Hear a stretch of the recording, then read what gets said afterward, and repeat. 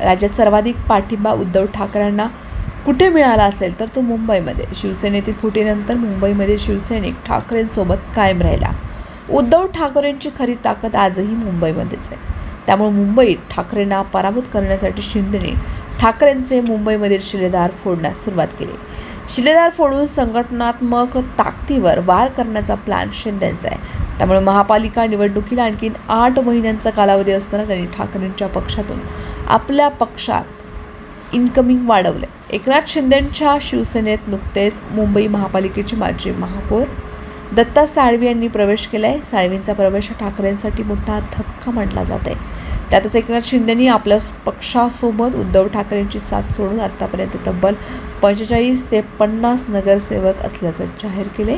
महापालिकेची निवडणूक जशी जवळ येईल तशी या संख्येमध्ये वाढ होण्याची शक्यता आहे। त्यामुळे मुंबईत ठाकरेंचं पक्ष संघटन दुबळं करण्याचा शिंदेंचा प्लॅन आहे। मिशन टायगरमध्ये एकनाथ शिंदेंनी उद्धव ठाकरेंना साथ देणाऱ्या माजी आमदारांना आपल्या पक्षात घेतले।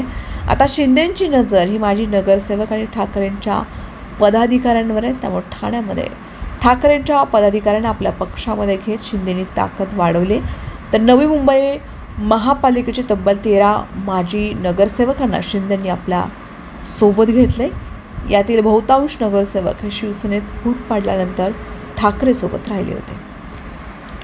मुंबई महापालिका हा दोन्ही ठाकरे बंधूंच्या दृष्टीनं अस्तित्वाचा प्रश्न आहे। त्यामुळे उद्धव आणि राज एकत्र येण्याच्या चर्चा ह्या सुरू झाल्यात। दोन्ही ठाकरे एकत्र आले तर मुंबईमध्ये त्यांचं पारड जड होईल आणि मराठी मतदार उद्धव ठाकरेंच्या सोबत जाण्याची शक्यता आहे। त्यामुळे एकनाथ शिंदेंची उद्धव ठाकरेंच्या पक्षातील पदाधिकारी आणि माजी नगरसेवकांना आपल्याकडे घेत उद्धव ठाकरेंची ताकद कमी करण्याचा प्रयत्न केलाय, जेणेकरून राज आणि उद्धव यांच्या युतीचा काहीच उपयोग हा होणार नाही आणि मुंबई आणि महापालिकेच्या निवडणुकीत त्यांना फटका बसेल अशी रणनीती शिंदेंनी आतापासूनच आखण्यास सुरुवात केली।